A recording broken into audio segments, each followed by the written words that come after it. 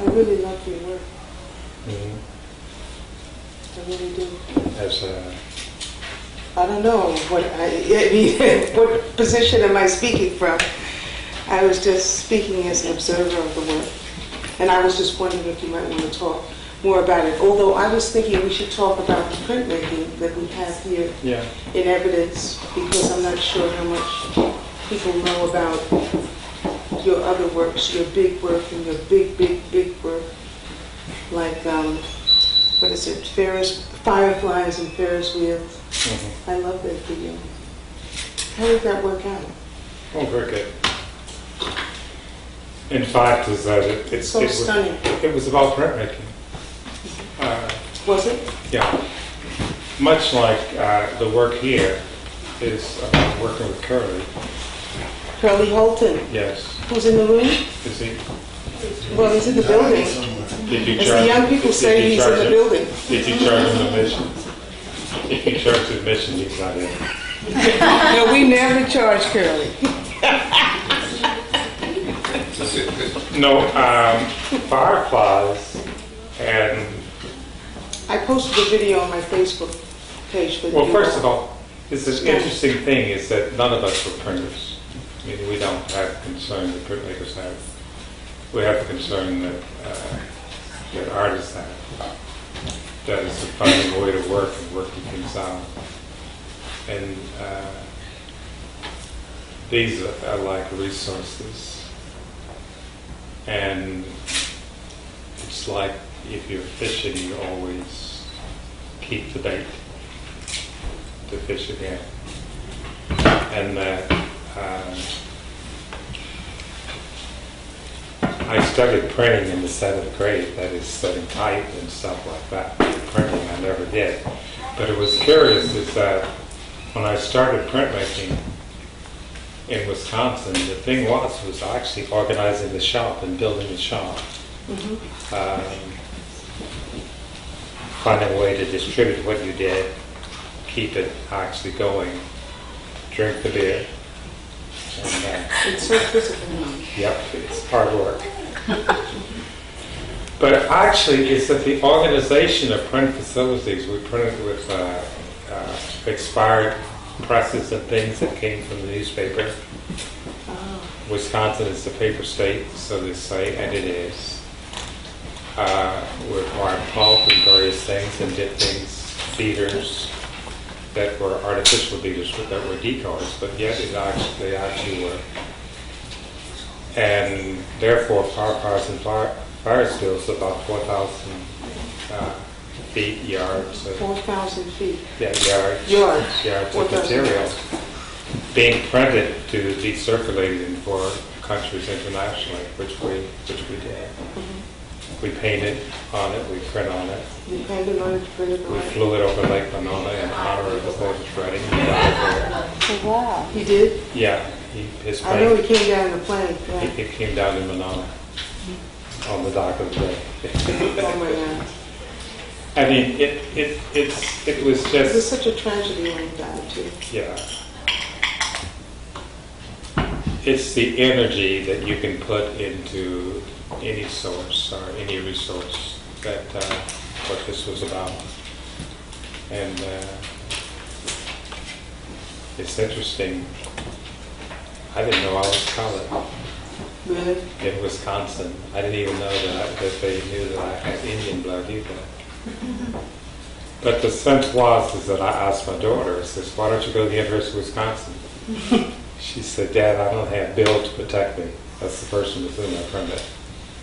And actually he lived about 45 miles outside of Madison. And one day while he was gone, some brothers from Chicago came up and robbed his house and all the way with his piano. So, Hold it away? Wisconsin was not safe. That's how it But is. a We piano? had a lot of fun.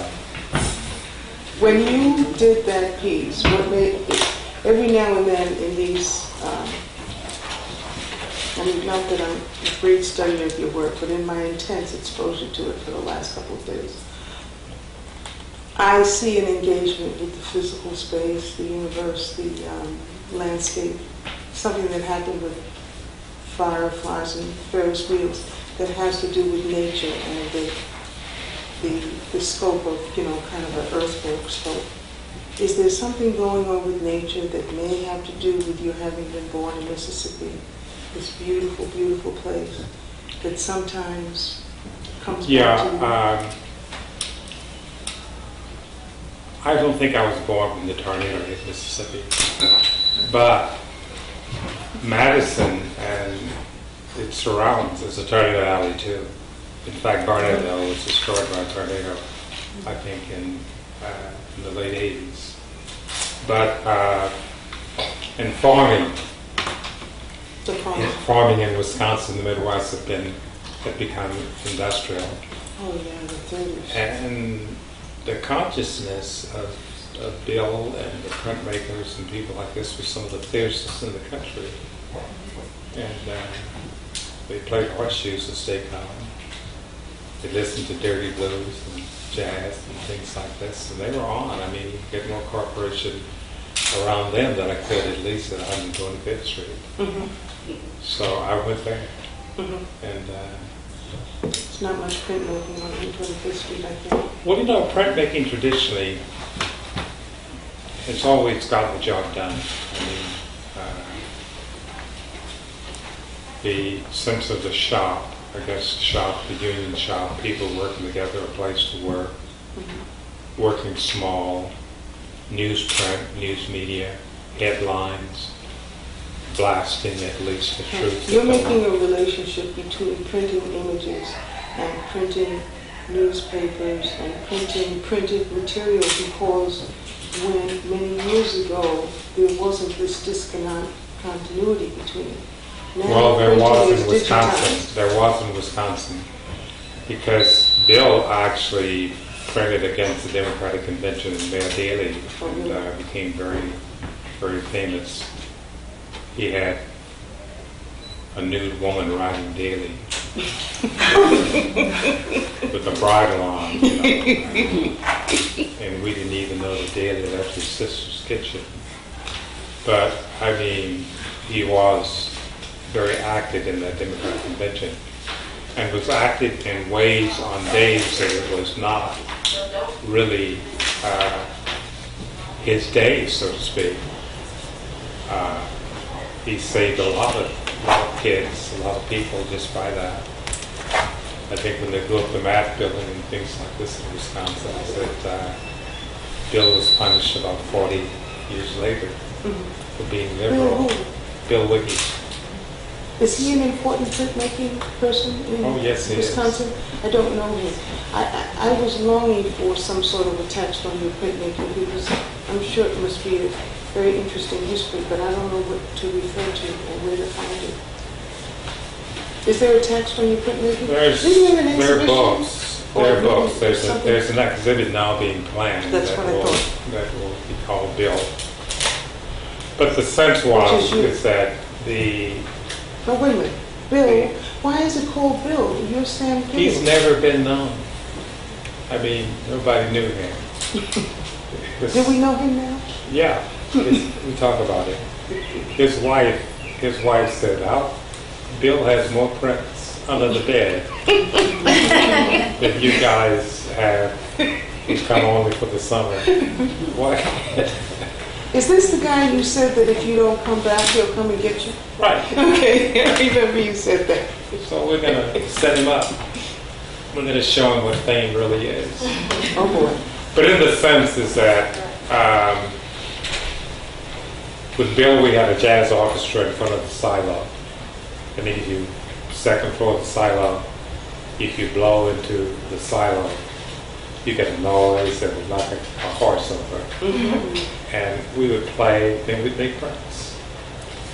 And about color, he cut out the lights in the print shop, yeah. Mm-hmm. And he said, you got to use bright colors because you got to see it in the dark. So I mean, with humor and things like this, and with persistence, and with several divorces, he maintained. Several divorces? Did you ever put several divorces? No, his wife You make me jokes. his wife left. I should laugh. His wife left Sometimes they do. after she had 4 kids. She left. I mean, I could understand. My wife left too. I don't want to go there. Women. That's like Michele. What do you say? Women do have worries? Yeah. I understand. I understood why she left. I mean, I found my niche. But the thing was is that we were into actually making something that had a future in a place where it really did. And actually, is that I thought I was doing it right because I always brought the kids to Wisconsin, babysat with them for the summer. Figured out horses and various things like this, and had a little side to my life. You have wonderful pictures of working with your Yeah. children on site. Right. Your girls, And cats. no boys, just all girls. Just all girls.